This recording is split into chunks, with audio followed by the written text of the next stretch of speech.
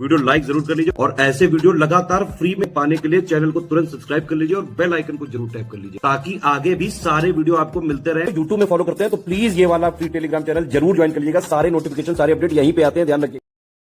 तो क्या हाल है आप सबका दोस्तों। देखिए हिस्ट्री की सीरीज को ही हम लोग अपना आगे कंटिन्यू करते हैं। ठीक है, अब इसके पहले भी वीडियोस आपकी बन चुकी है, प्लेलिस्ट जो है बनी हुई है। ठीक है, तो उसमें जाके सारी वीडियोस को देखिएगा जरूर और ये पूरी सीरीज को जरूर फॉलो करना। आपके यूपी पीसीएस 2025 प्री के एग्जाम के लिए काफी इंपॉर्टेंट है ये सीरीज। ठीक है, और साथ में स्टडी फॉर सिविल सर्विसेज का अभी अभी नया एक प्रैक्टिस बैच स्टार्ट हुआ है यूपी पीसीएस 2025 का, सिर्फ आपको 99 रुपीज में मिल रहा है। और ये आप डाउनलोड कहां से कर सकोगे? ज्ञान सर एजुकेशन ऐप से। ठीक है, मैं लिख दे रहा हूँ, ज्ञान सर एजुकेशन ऐप आपको इंस्टॉल करना है प्ले स्टोर से। अभी अच्छे से सुन लो, फिर बार बार लोग कमेंट बॉक्स में पूछते हैं कौन सा ऐप है। ज्ञान सर एजुकेशन ऐप, उसमें कोर्स मिलेगा आपको और कूपन कोड जो है ना आपको ज्ञान सर डिस्काउंट लगाना है, 99 का पड़ेगा। ठीक है, तो जल्दी से इसको जाके डाउनलोड करिएगा। चलो पहला क्वेश्चन स्टार्ट करते हैं। सुभाष चंद्र बोस की जयंती के उपलक्ष्य में पराक्रम दिवस किस दिन मनाया जाता है? ठीक है, आपका बर्थ एनिवर्सरी जब होती है सुभाष चंद्र बोस की, उस दिन हम लोग पराक्रम दिवस मनाते हैं। और ये किस दिवस आपका कौन से दिन मनाया जाता है? 23 जनवरी को। ठीक है, 23 जनवरी को पराक्रम दिवस। आगे देखो, स्वदेशी का प्रस्ताव 1906 में भारतीय राष्ट्रीय कांग्रेस के कलकत्ता अधिवेशन में अपनाया गया था। इसकी अध्यक्षता किसने करी थी? ठीक है, जो स्वदेशी का रेजोल्यूशन है आपका 1906 कलकत्ता सेशन में इसको अडॉप्ट करा गया। ठीक है, अब बोला जा रहा है उस समय पे आपके अध्यक्ष कौन थे? तो वो थे आपके दादा भाई नौरोजी। देखो कांग्रेस के 3 सेशन, एक आपका बनारस का, फिर आपका कलकत्ता का और तीसरा आपका सूरत का। ये हुआ 1905 में बनारस का, कलकत्ता का था 1906 में जिसकी बात कर रहे हैं, और सूरत का था आपका 1907 में। तो तीनों जो है ना सेशन इंपॉर्टेंट है। आजाद हिंद फौज के सदस्यों पर मुकदमा कब हुआ था? ठीक है, when was the case against the members of Azad Hind Fauj? तो ये मुकदमा हुआ था आपका 1945 1945 में। ठीक है, आपका लाल किले में मुकदमा था, जो आपका आजाद हिंद फौज के सोल्जर्स थे, जो उनके सैनिक थे, ठीक है, उन पे मुकदमा चलाया गया था। आजाद हिंद फौज के सदस्यों की वकालत किसने करी थी? ठीक है, मतलब इनकी तरफ से आपका केस जो है किसने लड़ा था? तो आपका भूला भाई देसाई ने भी लड़ा था, तेज बहादुर सप्रू ने भी, कैलाश नाथ काटजू ने भी, और तीनों ने लड़ा। तो आपका करेक्ट आंसर कौन सा हो जाएगा? वो होगा आपका डी वाला हो जाएगा। एक सेकेंड, हाँ, कौन सा? डी वाला। ठीक है, ध्यान रखना इंपॉर्टेंट था। आजाद हिंद फौज की स्थापना सिंगापुर कैप्टन मोहन सिंह ने कब करी थी? ठीक है, तो यहां से एक फैक्ट तो समझ में आ गया कि आपका फाउंडर कौन है आजाद हिंद फौज के? कैप्टन मोहन सिंह। और ये स्थापना हुई है आपकी 1942 में। ठीक है, इसके बाद सुभाष चंद्र बोस जो है उनको फिर आपका कमान मिलता है। ठीक, सुभाष चंद्र बोस ने, आएगा क्वेश्चन, आजाद हिंद फौज की कमान को कब संभाला था? ठीक है, तो ये आपका कमांड इन्होंने लिया था 1943 1943 में। सुभाष चंद्र बोस ने आजाद हिंद फौज की महिला रेजिमेंट का नाम क्या रखा था? ठीक है, उसमें एक फीमेल रेजिमेंट भी थी, उसका नाम था आपका झांसी की रानी रेजिमेंट। ठीक है, झांसी की रानी रेजिमेंट। भारत की अंतरिम सरकार का गठन जो है कब करा गया था? अब जो इंटरिम गवर्नमेंट है ना, ये काफी इंपॉर्टेंट है, और इसके जो जो सदस्य थे, किसने कौन सा पोर्टफोलियो था, कौन सा विभाग था, इससे क्वेश्चन ना आता है। तो आपका इंटरिम गवर्नमेंट बनी है 1946 में, 1946 में। ठीक है, फिर आगे देखो, अंतरिम सरकार के सदस्यों और उनके विभाग कौन सही सुमेलित नहीं है? आपका बोले जरा कौन सा इसमें सही मैच नहीं है? तो डी वाला, जो लियाकत अली है ना, इनको स्वास्थ्य नहीं मिला था, इनको मिला था आपका फाइनेंस। ठीक है, मुस्लिम लीग के मेंबर थे, फिर बाद में पाकिस्तान के प्रधानमंत्री भी बनते हैं ये लियाकत अली। ठीक है, अभी तो देश इंटरिम गवर्नमेंट के समय, अंतरिम सरकार के समय पे आजाद थोड़ा ना हुआ था देश। ठीक है, वो 1946 की बात है, उसके बाद में बंटवारा हुआ। ठीक है, फिर आपका क्या कहते हैं, ये लियाकत अली जो है पाकिस्तान चले गए थे। अंतरिम सरकार के अध्यक्ष विस्काउंट वेविल थे, इसके उपाध्यक्ष कौन थे? ठीक है, इंटरिम गवर्नमेंट के चेयरमैन वाइसरॉय होते थे वेविल, वाइस प्रेसिडेंट थे आपके जवाहरलाल नेहरू। ठीक है, कौन? जवाहरलाल नेहरू, ध्यान रखना। भारत को 2 भागों में बांटने वाली माउंटबेटन योजना कब प्रस्तुत करी गई थी? जो माउंटबेटन प्लान था ये आपका आया था 1947 में आया था। कौन सा? Mountbatten plan. जवाहरलाल नेहरू ने भारत के प्रधानमंत्री के रूप में शपथ जो है वो कब ली है? ठीक है, शपथ कब ली है? तो 15 अगस्त 1947 में इन्होंने शपथ ली थी, जब देश जो है हमारा आजाद हो गया था। ठीक है, वेवेल योजना कब प्रस्तुत करी गई है? अच्छा, जो जो इंपॉर्टेंट प्लान्स मैं बता रहा हूँ ना, इनकी क्रोनोलॉजी भी आपसे पूछ सकता है। आपको बस ये बताना चाहिए कि जो माउंटबेटन प्लान है वो वेवेल प्लान के बाद में आया। ठीक है, और वेवेल प्लान कब आया? ये आया है आपका 1945 में। ठीक, भारत का संविधान कब लागू हुआ था? ठीक है, लागू की बात हो रही है, तो ये हुआ 26 जनवरी 1950। अब यही दिन क्यों चुना गया? क्योंकि 26 जनवरी 1930 को मनाया गया था पूर्ण स्वराज दिवस। ठीक है, तो इसलिए आपको 26 जनवरी को ही हम लोग चुनते हैं। भारत ने पुर्तगालियों से गोवा को कब आजाद कराया था? ठीक है, तो पुर्तगालियों से आजाद कराया है, मतलब गोवा को पुर्तगालियों से आजाद कराया 1961 में। पुर्तगाली सबसे पहले यूरोपीय शासक थे, मतलब यूरोपीय रूलर थे, जो आपका कंपनी थी जो भारत में आई थी, सबसे आखिरी भी यही थे जो गए थे भारत से। कब? 1961 में। ठीक है, भारत का अंतिम गवर्नर जनरल कौन थे? Last governor general.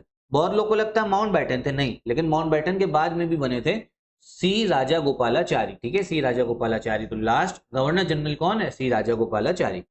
भारत और पाकिस्तान के बीच सिंधु समझौता कब हुआ था? ये तो काफी न्यूज में भी रहा है, तो ये हुआ आपका 1960 में। ज्योग्राफी को लेके भी इंपॉर्टेंट है, आपसे पूछ सकता है कौन सी रिवर जो है पाकिस्तान के पास है और कौन सी रिवर जो है वो इंडिया के पास में, मतलब किसका पानी का हिस्सा जो है वो पाकिस्तान में ज्यादा जाता था। ठीक है, अब तो इसको वैसे सस्पेंड कर दी गई है ट्रीटी, और किसने कराई थी? वर्ल्ड बैंक ने।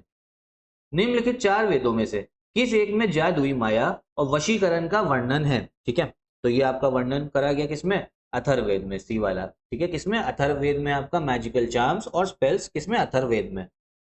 आगे देखिए, भारत की 1947 में साक्षरता दर कितनी थी? तो लिटरेसी रेट आपका भारत में उस समय था 18%, 1947 में, बहुत कम था। ठीक है, बहुत कम। पहला आम चुनाव कब हुआ? तो भैया पहला इलेक्शन 1951 से 52 हुआ है। अब आप कहोगे 1947 में तो आजाद हुआ, उसके बाद में 4 साल बाद, हाँ, इतने समय पे संविधान बन रहा था आपका। 26 जनवरी 1950 को जो है आपका संविधान लागू हुआ, उसके बाद में फिर जो है पहला चुनाव आपका कराया गया था। स्वतंत्र भारत की पहली औद्योगिक नीति कब आई थी? ठीक है, तो ये आई आपकी 1948 में, फर्स्ट इंडस्ट्रियल पॉलिसी। जैसे ही आजाद हुआ तो देखना था कि कौन कौन सी इंडस्ट्री लगानी है भारत में, जो जो आपकी जरूरी है, फिर उस हिसाब से आपका इंडस्ट्रियल पॉलिसी आई। 7 सितंबर 1931 से 1 दिसंबर 1931 तक आयोजित द्वितीय गोलमेज सम्मेलन में कांग्रेस के एकमात्र प्रतिनिधि के रूप में हिस्सा किसने लिया था? तो इसमें हिस्सा लिया सेकेंड राउंड टेबल कॉन्फ्रेंस में सिर्फ महात्मा गांधी जी ने। ठीक है, कांग्रेस मतलब और भी लोगों ने लिया, लेकिन कांग्रेस के रिप्रेजेंटेटिव जो थे वो सिर्फ आपके महात्मा गांधी थे। किसने गांधी इरविन समझौते में महात्मा गांधी के लाभ को सांत्वना पुरस्कार कहा था? ये कॉन्सोलेशन प्राइज है, गांधी इरविन पैक्ट जो हुआ है, तो ये बोला था आपका एलन कैम्पबेल जॉनसन ने। ठीक है, एलन कैम्पबेल जॉनसन ने। अब गांधी इरविन पैक्ट इसलिए हुआ था कि सिविल डिसोबीडियंस आपका सविनय अवज्ञा आंदोलन रुक गया था इससे, और गांधी जी जो है माने थे कि हाँ राउंड टेबल कॉन्फ्रेंस में हम लोग जो है जाएंगे। ठीक है, मतलब इरविन जो था उस समय पे वाइसरॉय था, उसने ये पैक्ट करा था गांधी जी के साथ।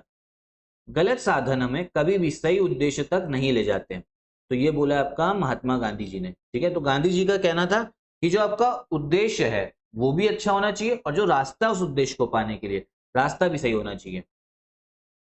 कांग्रेस और इंडियन मुस्लिम लीग ने कहां पर एक ही समय अपना अधिवेशन किया था? तो ये लखनऊ अधिवेशन है 1916। ठीक है, इंपॉर्टेंट है आपका लखनऊ अधिवेशन। इसमें आपका जो आपका मॉडरेट थे, जो एक्सट्रीमिस्ट थे, वो भी आपका जो एक साथ आ गए थे। निम्न में से तैमूर के आक्रमण के बाद भारत में किस वंश का राज स्थापित हुआ? Which of the following dynasties ruled over India after the invasion of Timur? ठीक है, तो ये आपका जो डायनेस्टी थी वो आई थी सैयद डायनेस्टी, किसके? तैमूर के आपका इन्वेजन के बाद में।